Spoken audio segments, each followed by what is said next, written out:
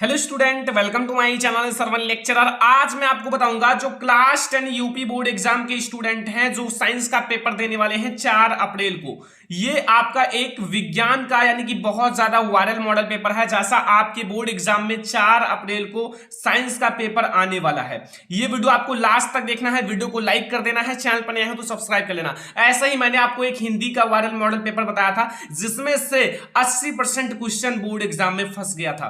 तो ये वीडियो आपके लिए बहुत ज्यादा इंपॉर्टेंट है। ये साइंस का वायरल मॉडल पेपर पूरा आप लोग समझकर ही जाना। मैं आप लोगों को बहुत अच्छे से समझाने वाला हूं। ये आप लोगों का जो 4 अप्रैल को साइंस का पेपर है उसके लिए बहुत ही ज्यादा इंपॉर्टेंट पेपर है।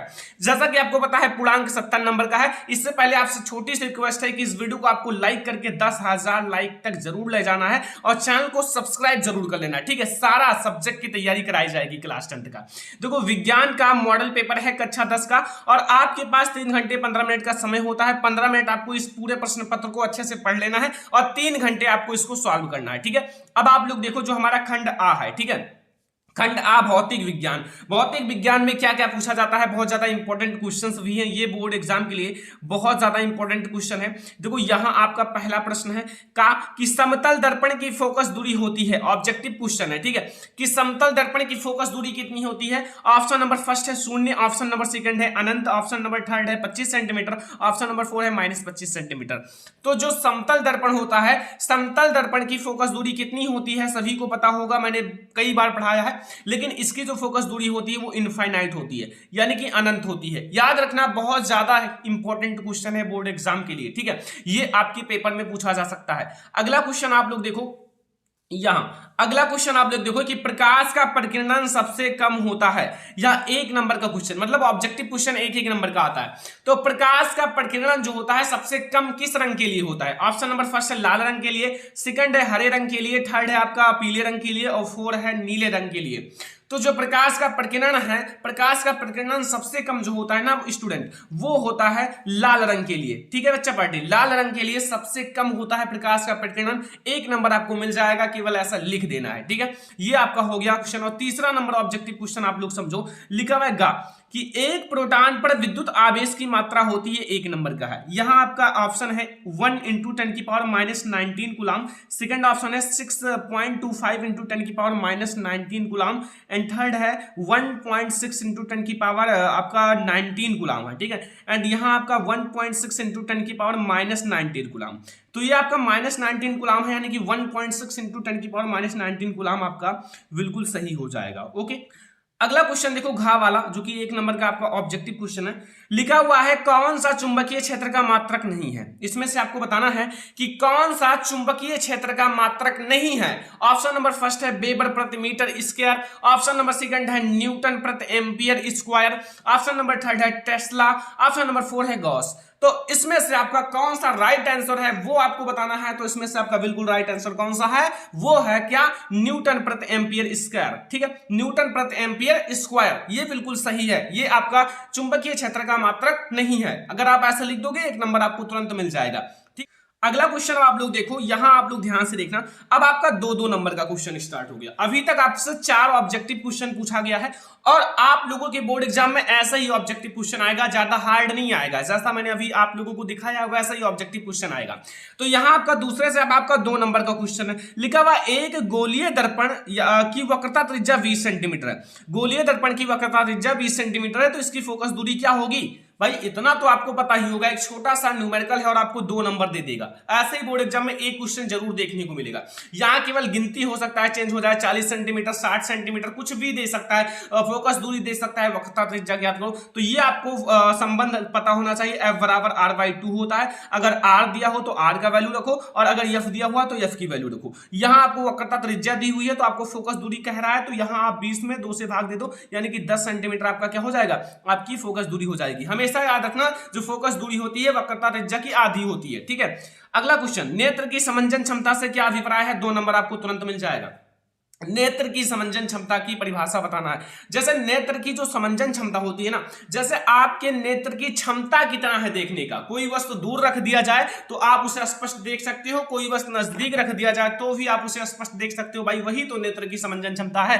जैसे आपकी जो आयु है वो बढ़ती चली जाएगी ना, तो आपके नेत्र की समंजन क्षमता घटती चली जाएगी। ठीक है, जैसे जो ओल्ड मैन होते हैं, बूढ़े लोग, उनको कम क्यों दिखाई देता है? क्योंकि उनके नेत्र की समंजन क्षमता घटती चली जाती है और नेत्र का जो लचीलापन है वो कम होता चला जाता है। ठीक है, तो ये याद रखना। ओके, मैंने बहुत बार पढ़ाया है, बहुत ज्यादा इंपॉर्टेंट क्वेश्चन है ये, हो आपके बोर्ड एग्जाम में पूछा जाएगा। गा है कि विद्युत धारा की मात्रा की परिभाषा लिखो। विद्युत धारा की मात्रा की यानी कि एम्पियर की परिभाषा लिखनी है। अभी मैं आप लोगों को पढ़ाऊंगा, बहुत सारे मैं क्वेश्चंस आप लोगों की लाने वाला हूं। ठीक है, साइंस का जितने भी मोस्ट इंपोर्टेंट बहुविकल्पीय प्रश्न है एक वीडियो में आएगा। अति लघु उत्तरीय, लघु उत्तरीय, दीर्घ उत्तरीय, सारा का सीरीज स्टार्ट होने वाला है। अगर आपने चैनल को सब्सक्राइब नहीं किया है तो तुरंत सब्सक्राइब कर लो। साइंस में टॉपर बना के छोड़ूंगा, क्योंकि सारी चीजें मैं आपको पढ़ाने वाला हूं। जितना न्यूमेरिकल्स हैं, जितने ऑब्जेक्टिव क्वेश्चन है, जितने दीर्घ उत्तरीय प्रश्न है, आंसर के साथ आप लोगों का वीडियो आने वाला है। ठीक है, सबसे पहले ये जो वायरल मॉडल पेपर है इसको समझ लो, फिर आप लोग उसको पढ़ना स्टार्ट कर देना। अब ये क्वेश्चन आपका 4 नंबर का है, देख सकते हो। तीसरा का उत्तल दर्पण में प्रतिबिंब किस प्रकार का बनता है, किरण आरेख खींचकर दर्शाइए। 4 नंबर का क्वेश्चन है, उत्तल दर्पण में प्रतिबिंब। देखो मैंने आपको अवतल दर्पण और उत्तल दर्पण दोनों को पढ़ाया है। अब उत्तल दर्पण आपका बहुत आसान है, उसको आप लोग बनाना सीख लेना, 4 नंबर आपका बिल्कुल फिक्स हो जाएगा। और अगर आपको ये नहीं आता तो आपके पास ऑप्शन है, अथवा लगा हुआ है, अथवा आप लोग इसको लिख सकते हो। दूरदृष्टि दोष से क्या तात्पर्य है, दूरदृष्टि दोष की परिभाषा बताना है और इसका निवारण किस प्रकार से किया जाता है। 4 नंबर आपका फिक्स हो जाएगा। और मैं आपको बता दूं, आपको दूरदृष्टि दोष या निकट दृष्टि दोष, इन दोनों में से कोई एक जरूर पूछा जाएगा 4 नंबर में, याद रखना। तो इन दोनों को आपको कंप्लीट करके जाना है, दूरदृष्टि दोष और निकट दृष्टि दोष। तो ये आपका 4 नंबर फिक्स हो जाएगा ना, कोई दिक्कत तो नहीं है अब आपका ये 4 नंबर में। अब आप लोग इसको सॉल्व कर लेना, अगर आप लोग कहोगे, कमेंट करोगे तो मैं इसको सॉल्व करके भी आप लोगों को प्रोवाइड कर दूंगा। ठीक है, आप लोग ध्यान से केवल पढ़ते रहो जितना मैं आप लोगों को पढ़ा रहा हूं।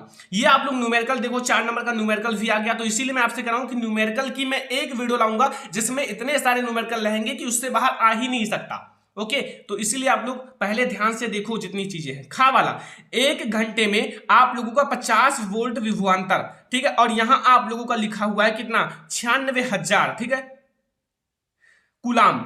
आवेश को स्थानांतरित करने में उत्पन्न ऊष्मा प्रकलित कीजिए। अब आपका ये भी 4 नंबर का है।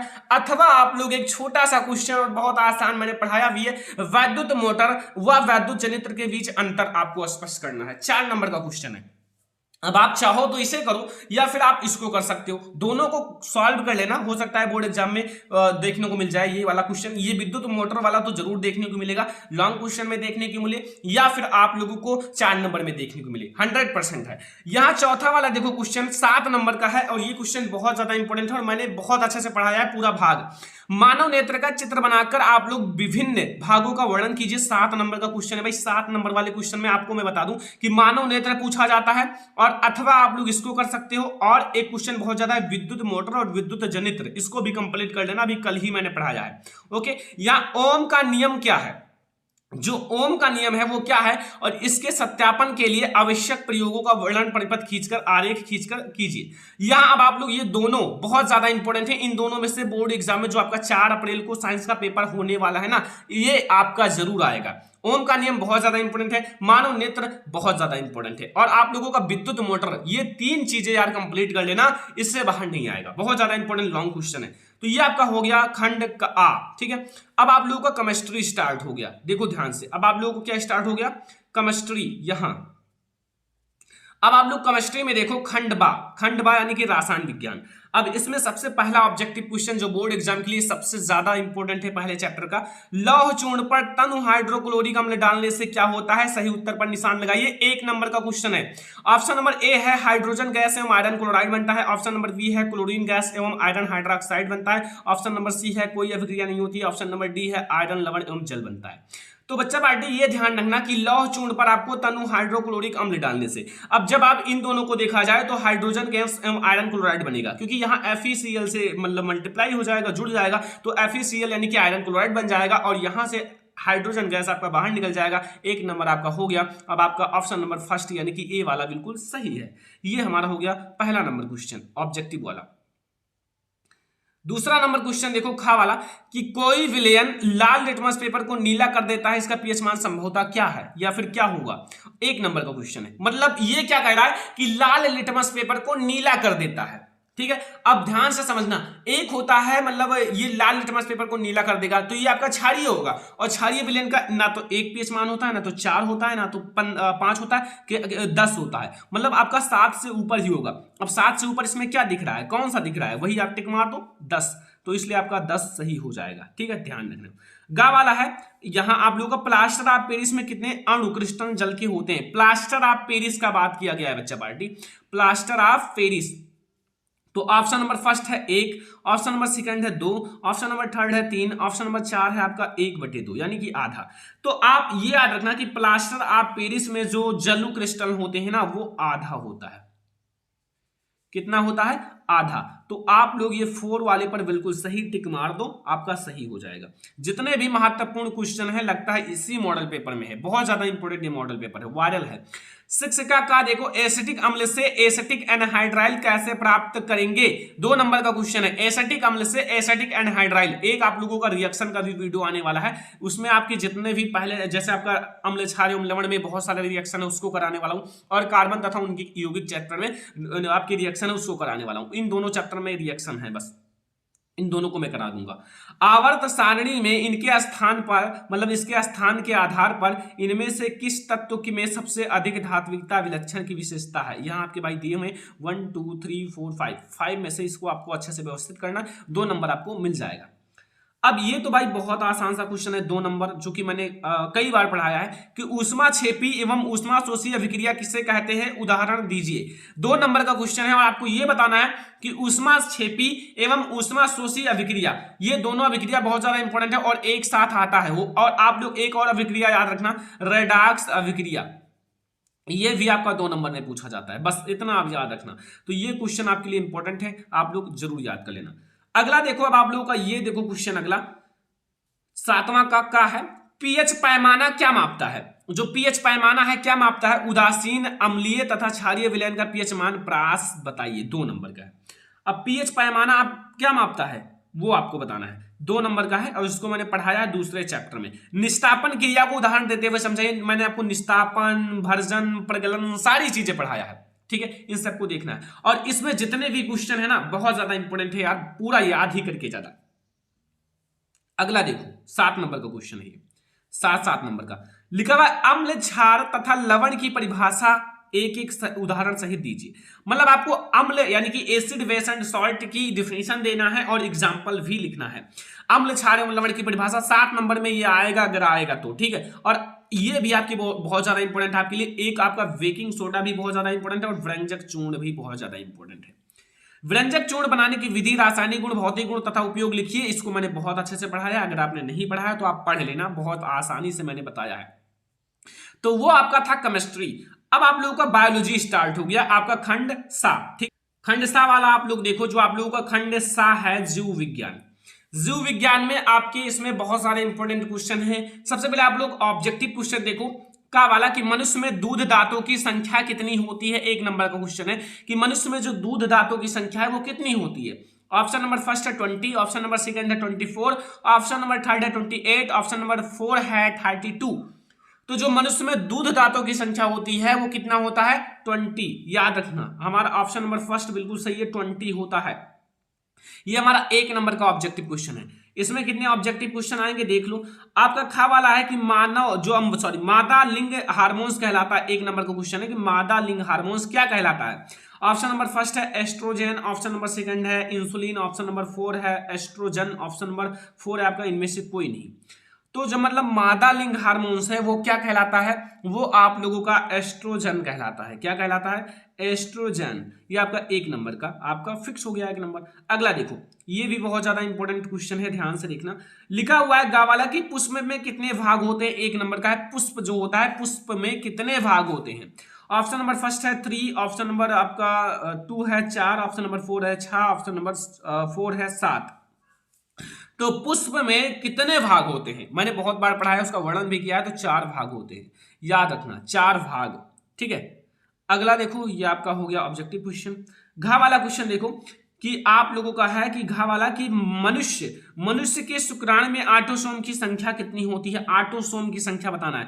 कुल गुणसूत्र की संख्या जो होती है आप लोगों का वो तो 46 होता है, और जिसमें से 2 आप लोगों का लिंग गुणसूत्र होता है, और आप लोगों का जो 44 गुणसूत्र रहता है वो आपका ऑटोसोम गुणसूत्र होता है। तो ये आपका 44 गुणसूत्र जो होता है वो ऑटोसोम गुणसूत्र होता है। ये आप लोगों का हो गया 1 नंबर का क्वेश्चन। तो ये आपके 4 ऑब्जेक्टिव क्वेश्चन बायोलॉजी में आते हैं, ठीक है। अब बहुत ज्यादा इंपॉर्टेंट थे वो जो मैंने बताया है। 10 का देखो, आहार नली के विभिन्न भागों के नाम लिखिए। 2 नंबर का क्वेश्चन है, आहार नली के विभिन्न भागों का नाम लिखना है, आपको 2 नंबर मिल जाएगा। खा वाला है, अंतरनासिका पट किसे कहते हैं, उसका क्या कार्य है, 2 नंबर का है बच्चा पार्टी, इसको भी आप लोग देख लेना। पुमंग एवं जायांग में अंतर, पुमंग एवं जायांग में अंतर 2 नंबर का है। बहुत आसान क्वेश्चन है, लेकिन इससे आसान आपका पेपर आएगा बोर्ड एग्जाम में, क्योंकि आपको पता है कि मतलब ज्यादा हार्ड पेपर नहीं आता है। ओके, अब आप लोग देख लेना, चाहे बोर्ड एग्जाम में पेपर देकर आना, जितनी चीजें मैं आपको पढ़ाने वाला हूं उन सारी चीजों को पढ़ लेना, ठीक है। बस 11 का मनुष्य के शरीर में पाई जाने वाली लाल ग्रंथियों का संक्षिप्त में विवरण कीजिए, 4 नंबर का। अथवा आप लोग लसिका परिवहन के कार्यों का उल्लेख कीजिए, 4 नंबर का। आप इन दोनों में से कोई एक लिखना है, मतलब 11 का है और खा है, मतलब अथवा लगा हुआ है, तो लसिका परिवहन के कार्यों को लिख सकते हो, या फिर मनुष्य के शरीर में पाई जाने वाली लाल ग्रंथियों के बारे में लिख सकते हो। अब 4 नंबर का है, अब आप दोनों में से जो जानते हो उसको लिख देना। ओके, अगला क्वेश्चन देखो यहां खा वाला कि साइटोसिन जो साइटोकाइनिन के मुख्य कार्य लिखिए, 4 नंबर का क्वेश्चन है। जो साइटोकाइनिन के हैं मुख्य कार्य, अगर आप लिख दोगे तो 4 नंबर आपको मिल जाएगा। अगला देखो यहां, अब आप लोग अथवा ये नहीं जानते हो तो स्वपरागण के लिए आवश्यक अनुकूलन तथा इनके लाभ एवं हानियां लिखिए, 4 नंबर का क्वेश्चन। अब बच्चा पार्टी दोनों में से कोई एक करना है, अब आपको जो पता है वो कर देना, क्योंकि इन सारी चीजों को पढ़ाया गया है, स्वपरागण, परपरागण, परागण, इन सारी चीजों को पढ़ाया गया है। अगर आप लोग कहोगे तो दोबारा पढ़ा दूंगा इसका सॉल्यूशन में। अब आपका 7 नंबर का क्वेश्चन आ गया, लिंग गुणसूत्र किसे कहते हैं। अब लिंग गुणसूत्र तो आपको पता ही है, ठीक है, क्या होता है। नर तथा मादा में लिंग गुणसूत्र का आप लोगों को विन्यास यानी कि आप लोगों को लिंग निर्धारण बताना है। अब ये आपका 7 नंबर का क्वेश्चन है। अगर ये नहीं आता तो अथवा लगा हुआ है, मुख से लेकर अमाशय तक होने वाली पाचन क्रिया को प्रभावित करने वाली विकारों एंजाइमों के कार्यों का उल्लेख करो, 7 नंबर का क्वेश्चन। तो ये आपका है एक साइंस का बहुत ज्यादा वायरल मॉडल पेपर। जैसा आपके बोर्ड एग्जाम में पेपर आने वाला है उसी तरह से ये आप लोगों के लिए मॉडल पेपर है, मतलब इसको आप लोगों को पूरा तैयार करके ही पेपर देने जाना है। ये वीडियो आपको यार ज्यादा से ज्यादा लाइक करना है, शेयर भी करना है अपने फ्रेंड्स के साथ। और मैंने आप लोगों को जो यूपी बोर्ड एग्जाम का मॉडल जारी किया था उसका भी सॉल्यूशन दे चुका हूं। तो आप लोग इस वीडियो को लाइक करो, शेयर करो अपने फ्रेंड्स के साथ, चैनल पर नए हैं तो सब्सक्राइब कर लेना। और हाँ, इसमें जितने भी क्वेश्चन है सारे को सॉल्व करके ही पेपर देने जाना, ठीक है। तो चलो इस वीडियो को लाइक कर दो, शेयर कर दो अपने फ्रेंड्स के साथ, चैनल पर नए हैं तो सब्सक्राइब कर लेना। चलो फिर मिलते हैं नेक्स्ट इंपॉर्टेंट वीडियो में।